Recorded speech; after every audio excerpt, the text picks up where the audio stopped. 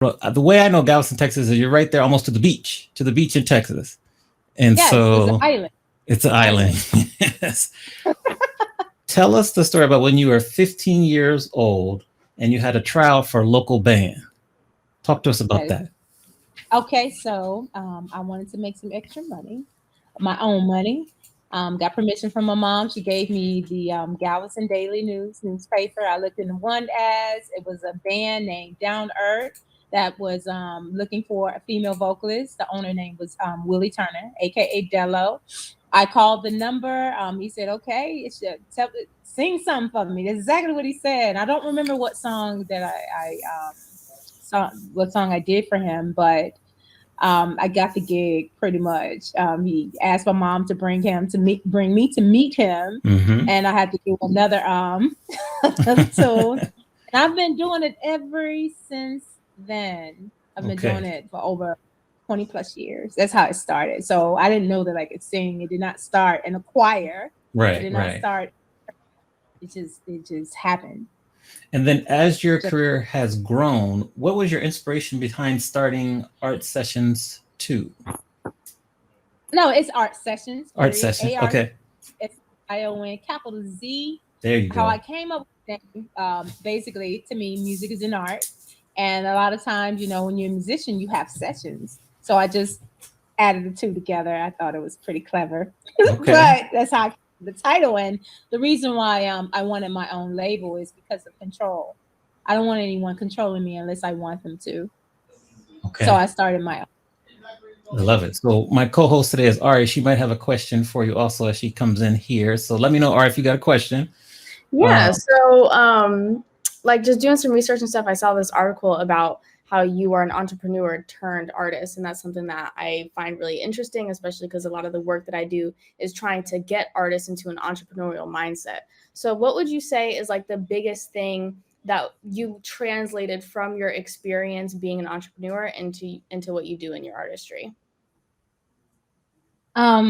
Anything that I am hands on is just, how can I put this? It's me. It's like I want it to happen. So when it comes to the music aspect, along with me being an entrepreneur, it's just is. It's kind of difficult to answer that question. It's just is. It's just a part of my make. I don't think it would have been any other way.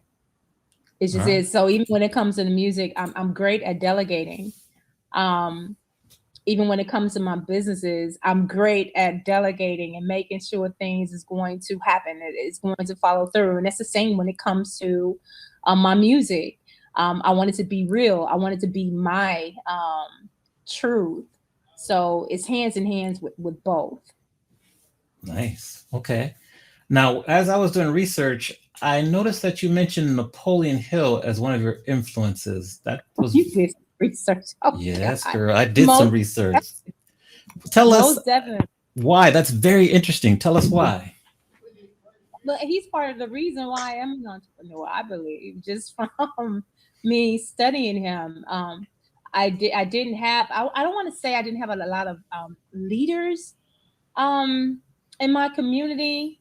I'm sure that there was, I just didn't know who they were. So I I I reached out on my own. I used the internet, I took advantage of it, and I was guided to that man. And one of his sayings that I say to myself often is, "So be it. It is done." Mhm. It's like there's power in the tongue. There's power in speaking. And what I learned from him is that I am the writer of my story. I need to intentionally say what I want and expect to get it, expect to receive it, and feel like you're going to receive it. Like even when I go to sleep, sometimes I go to sleep to dream on purpose. I get to dream about what I want and know and feel and believe that it's going to manifest. So this is what I learned from that man, Napoleon Hill. Yeah, that's heavy. Congrats on doing the research and finding out of them because that's not a very common person that people cite as their influences. So props to you. Thank Um, you. for sure. Yes. Sandra Lagatana, thank you for the follow. Welcome in. We are talking with Tanya Nolan right now, R&B superstar. How would you evaluate the state of independent musicians currently in the music business? Oh man, I'm happy about it. It's growing, it's multiplying, and it's just wise. That's what I think about it. It's just smart. It's very intelligent. Yeah. Why do you feel it's wise and intelligent? Because you have more control. More money will be in your pocket that you earn, that you actually earn, versus some of the others that's getting a majority. you know that's how I feel about it. You pretty much you have more control. I mean, I don't even have a paragraph for that. I'm gonna say it one more time. You have more control. Yeah. Yeah. I have a follow up, You but can break I'm gonna how let much Art. Oh, go ahead. I'm you can sorry. break Go ahead. yes, you can break the rules. You could like I'm a fan of James Brown's music and some of his tactics. It's like when it comes to some keyboardists as musicians, they'll be like, okay, that's not the right key. That doesn't go there. Who says? If it sounds good to me, it's going to go there. So by having your own independence, once again, you have more control and you can make your own rules. Make your own rules. I know Ari is itching for a follow question, so I'm gonna toss it over to her. Go ahead. No, yeah, I just love that. And I think that ties in really well with that conversation about entrepreneurship, because being an independent artist, you have to be an entrepreneur in order to kind of do things correctly. I loved hearing about that. But I did want to ask you, like, what to you is the most rewarding part of your artistry? Oh, the feeling. The reason, like when I was on stage, I remember that feeling that the mic was right, the feel was right, the vibes was right, the monitors was right, everything was right. And it's a feeling that I received as if I was in heaven, this is what it would feel like. And I've been chasing that high ever since. Music, music. People ask me, how did you get started in music? Music chose me, and I'm so glad that it did because it won't leave. Yes, yes. Okay. You're preaching here on a Monday. We like it though. We love it. We love it. What is it about, or what does the song by George Michael, the song Monkey, mean to you? Monkey, this is where monkey comes from. So my grandmother, her name is Maddie Ophelia Nolan, and I'm sure she's resting in peace. So when she would watch her stories, I believe we started off with Guiding Light, Young and the Restless, All My Children, General Hospital. All right, those four. So in between the commercials, when she would leave her room, because remember the flat the console TVs that sat on the floor, the big ones. Yes. So she had one right in her room. So I would sit right in front of her and lean it on the back of her bed, on the floor, right in front of the TV. So the moment she went up to go check on her food in the kitchen, I was able to hurry up and turn from the stories into MTV. And one of Okay. the songs that got my attention was George Michael Monkey.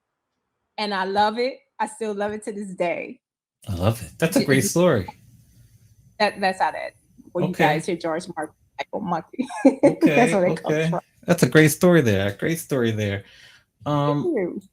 Congratulations on recently becoming a voting member of the Recording Academy. Why why is that important to you? Because I get to vote for myself, first of all. That's one thing. I love the honesty. Okay, we'll take it. I'm eclectic when it comes to the music. I like so many genres, and I just think that some people are not getting their fair breaks because a lot of time it's the same usual, the normals, and it's normally the ones that are signed to the major labels. Nothing wrong with that. So I'm honored that I get to share my input. Very honored about that.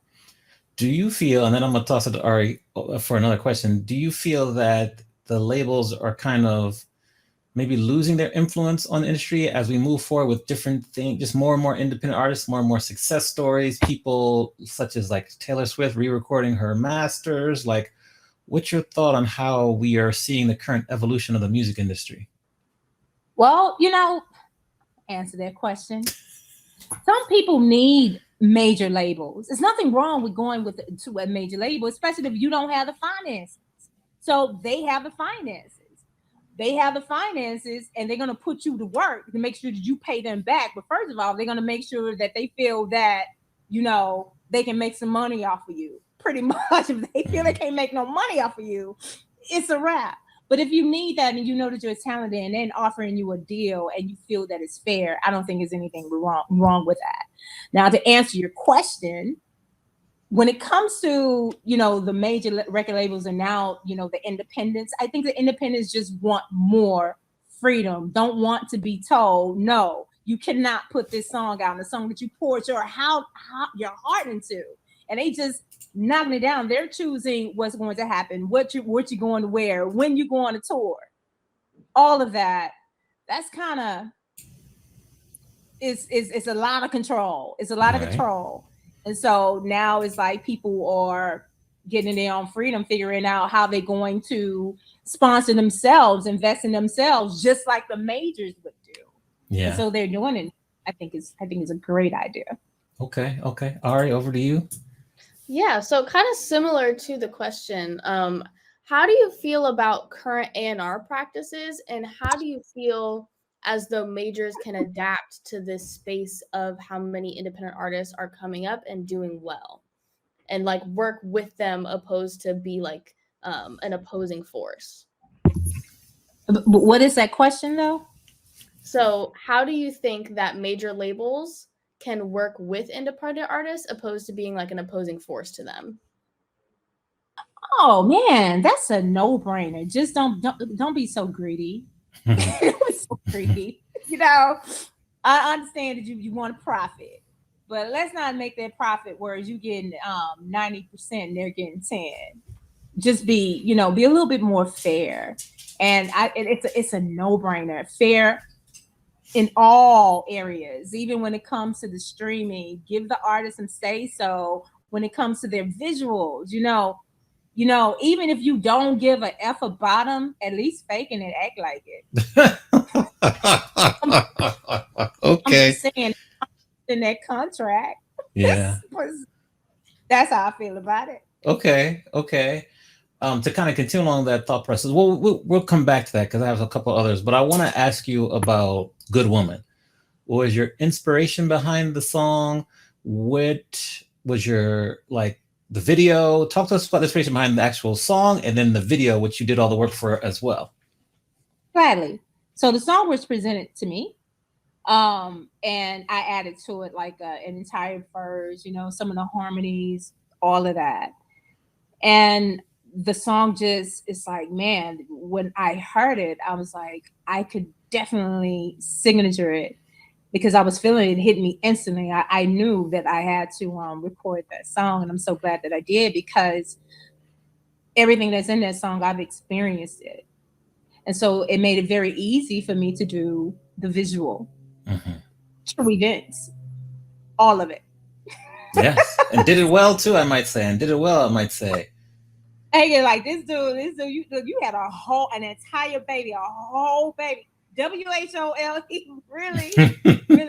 Some say, well, who was it? I would never tell. See, I told the guy what he looked like, what he smelled like, all of that for real. Do y'all believe me?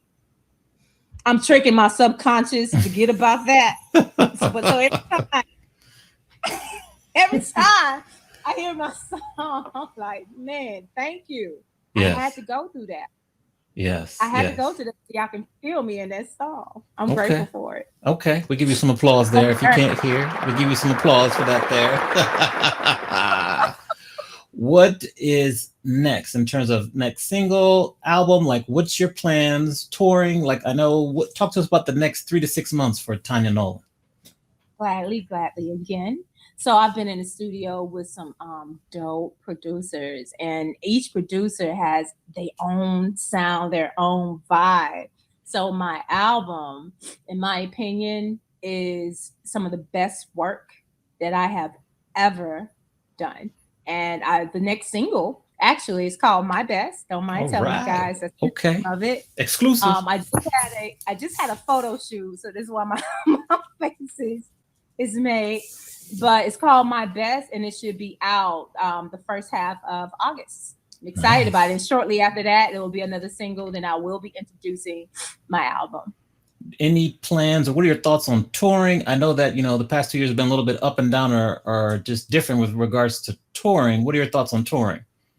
Well, I've already started. And so we're adding to that list as we speak. So I'm hoping that, the deal is closed for Harlem Week. Oh, If so, that's a plus. So I'm okay. looking forward to that. And I have some other dates coming up. Congrats. Addition. Okay. We're going to continue to talk about R&B music, but I'm going to let Ari answer. We go back and forth. It's like a little tennis match right here, me and Ari. So I'm going to go to Ari, and then I want to ask you about R&B music, which I know you love. So go ahead, Ari. Yeah, so I would say like with touring and like utilizing a band and your background in that, like what is your favorite part about being on stage, especially when you have like a band behind you? My favorite part about being on stage is hoping that my audience is accepting my energy and that they are actually, feeling me and that they are into and that we are all just vibing together, including the guys on in the band. If the feeling isn't right, the energy isn't going to be right, and that's no fun. So, it's the feeling, that feel that you get when you're on stage. Once again, it's like it's a musical high. It's as if the angels on the stage, and then when you feeling like naughty, they respect you and turn around. All right. You're funny. I like it. I like it. You got a great sense of humor here. Your thoughts. We're very passionate about R&B music here on the show. Personally, I am. I have a project we're working on. Where has the Black R&B groups gone since 2004? I'll ask you that question first, and then what do you think about the state of R&B music second? What was the first question? Basically, when you look at R&B music and the charts, there have been no Black R&B groups on the charts since about 2004. Destiny's Child, Jagged Edge, they're probably the last ones that have charts that were in the top 10. Why do you think that's the case, based on your experience and knowledge of the industry? It's political. You know this. Well, we want to hear from you, hear your thoughts. That's what it is. Period. That's what I Like, believe. kid, I want to say, like, why? Like, what is it? Without, I don't want to get you into any trouble, but what can Yeah, you I'm, share? a, I'm a new artist. I'm an independent. Yes. So, I am being careful. yes. I can answer that question differently. Okay, okay. We'll leave it there then. We'll leave it. Respect that. What about the current state of R&B music? What are your thoughts on that? It's getting better. It's getting better. Like for example, Bruno Mars, Mary J. Blige, Jasmine Sullivan, Tanya Nolan. Is you know it's changing. Like it's not just a beat anymore. Uh, That not anymore. The beats are just there, but it's just not just a beat. Now we got some horns, we got some strings, we got some keys, we got some drums, we got some real snares. Like we're making you feel it. Like back in the day when it was Earth, Wind, and Fire, Teddy Pendergrass, Minnie Riperson, the Bee Gees, Genesis, real music. That sound. No, it's here. It's all right. coming and because people are feeling it. Like when they talk about Good Woman, they say, "Man, it's so soulful. It's Mm-hmm. so needed. It's so different. It's so raw because it's real." Even when it comes to the instruments in the song, and I'm just talking about R&B, the instruments all have its own signature. It has its own. I feel it has its own DNA. It has its own purpose of execution. And when you combine all of that together, when it comes to the sounds, and then when you add the lyrics, the voice of the honey, you can't lose on that. Yeah. That's real R&B thing, and it's here. And I intend on adding to it. Yes. And so Yes. I'm We want you to add to it. I do feel that a good woman is like a nice throwback to kind of the golden era age of R&B. So speaking of throwbacks, you mentioned a lot of artists. If we're gonna ask you, we'll see how you answer this one. We want to ask you who would be like on your Mount Rushmore for R&B music. What four groups or individuals would you put on your Mount Rushmore for R&B music? Michael Jackson, Prince, There's two more. Earth, Wind, and Fire, Sade. Oh, okay. All right. Excellent list there. Okay. Okay. Ari, over to you while I analyze and think about that. Go ahead, Ari. Yeah, so kind of piggybacking off of that conversation about the state of R&B, how do you feel about some of like the recent folks coming out and saying that R&B is not what it used to be and that it's going downhill and that kind of sentiment? Like, what is your reaction to that? I agree with them when they say R&B is not what it used to be, but I totally disagree with them when we say it's going down. No, it's back on the rise. It's coming. Not just listening to it on radio, but just Pandora's personal playlists, all these, Spotify, Tidal, et cetera, et cetera, et cetera. No, it's around. Whoever's saying it obviously are not looking in the right places. Yeah. Yeah. It's Where? most of it is not mainstream. It's not, you're not hearing it on the radio. You're not seeing it on TV, MTV, BET. You're not seeing it. So just because they're not seeing it doesn't mean that it doesn't exist. Where would you say is like an under the radar place to really find and listen to good R&B music that people might not consider initially? Spotify, Tidal, Apple Music, iTunes, YouTube. Yeah. Yeah. Is there. I mean, artists not trying to hide it. They want to be found. Yes, they do. Yes. It's there. We always kind of end off our interviews. First of all, this has been tremendous. Thank you for your honesty and your transparency. We appreciate it. This is great. So thank you, first of all. Like, I have a lot of students that want to get into the music industry, both on the business side and then on the performance side. Mm-hmm. If you were to meet, say, young Tanya right after you got your first gig at 15 and give her advice based on what you know now in terms of working in the music industry, what advice would you give your younger self? I would first say study the greats. Study the greats. And have individuals around you that want to see you win. Insight. Know what that gut feeling means. So back to studying the greats and then, studying the business behind it. So you're knowledgeable, because a lot of people in this industry take advantage of individuals that they know that does not have the knowledge and they feel that they are thirsty and they feed them and tell them anything.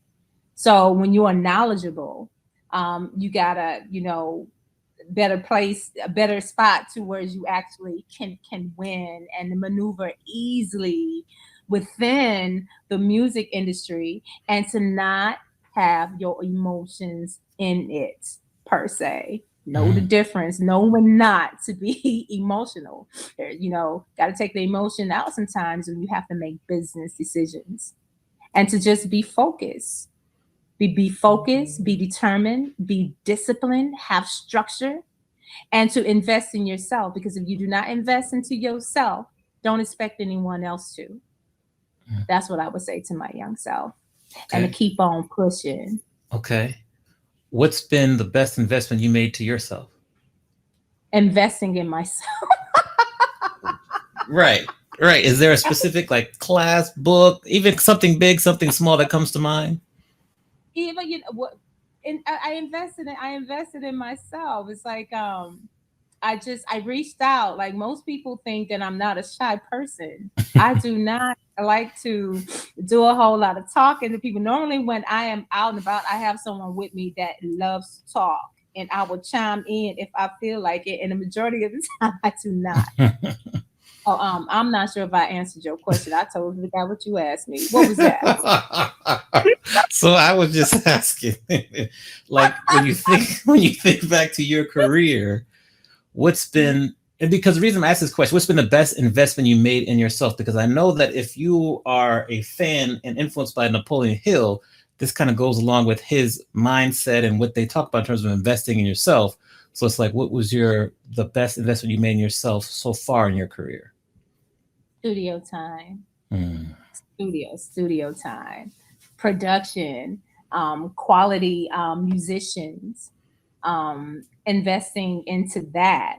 Mhm. That's what I think the creating part of it. All right. Yeah, yeah. Okay. So Yes. that's good. One final question from you, Ari, and then I'll end off, and we will let Tanya continue about her day. Okay. Oh, make sure you come off mute there, Ari. I think you might have been muted. Go ahead. Thank you. No, yeah, I was asking what has been like the biggest hump along your journey and what was like the lesson out of it? I didn't hear that. It muted for a second. Okay, I was asking what has been like the biggest hump along the journey and what have you learned from it? Oh, the biggest hump along the journey is in the individuals telling me what was not possible for me. Mm. And me having to tell them, hey, it may not be possible for you, but it's definitely possible for me. And just ending that conversation. So it's been things like that often, and me actually paying for the knowledge. And what I mean by that, just being kind. I guess it comes with the game, and how I look at it as if I paid for that knowledge. And there's good individuals in this industry also. It's a mixture of both, unfortunately. And so I'm grateful of the help that I have been receiving from a big time when it comes to, radio promoters, agents, PR, et cetera, et cetera, et cetera. Right now I'm surrounded by some individuals that I know that wants to see me win. And that's given me a sense of protection by giving me the knowledge that they have already endured for the past 20, 30, 40 plus years. And how can you pay for that? And I consider it to be a blessing. So it's a mixture of all of what I just said. Love it. Love it. Excellent. Excellent. First, share with everyone the best socials to reach you on. We want to support you, follow you, and stream all your music. Tell us that first of all. Absolutely. Tanya Nolan. Now that is Tanya with an A, Yes. TanyaNolan. Tanya with an A. You can find me on Instagram at I am Tanya Nolan. And when it comes to the other search engines like YouTube, Spotify, Facebook, you simply just type in Tanya Nolan and it would lead you to my music. Awesome. Well, we're excited to hear the next track, My Best, and then the follow-up track to that. We've already been playing Good Woman when I stream. I love slow jams, so yours is a mainstay there. So we put it right down there. So thank you for that. Thank you for appearing on the show. And I'll kind of leave you with any last minute, maybe words of wisdom or anything you wanted to share with us that we didn't cover in the interview today. Everything was great. I just want to tell everyone to keep on pushing. Please follow me. Your support is greatly appreciated. Awesome. All right. Well, round of applause. Thank you very much. We're going to be in touch and we can't wait to play your next single. Yes, sir. Thank you for having me. Of course. You're welcome. Round of applause right there. Awesome. Awesome. Awesome.